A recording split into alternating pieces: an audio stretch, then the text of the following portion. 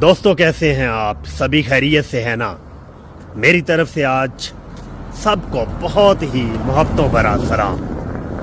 آج میں بات کرنے جا رہا ہوں کہ ہر انسان میں فلاز، امپرفیکشنز اور ویکنسز ہوتی ہیں، تو ہمیں چاہیے کہ اپنی امپرفیکشنز، کمزوریوں اور فلاز کو ہمیشہ آن کریں، کیونکہ سم ٹائمز جو ہمارے فلاز اور ویکنسز ہوتے ہیں نا، یہ کسی اور کے لیے اپرچونٹیز ہوتی ہیں۔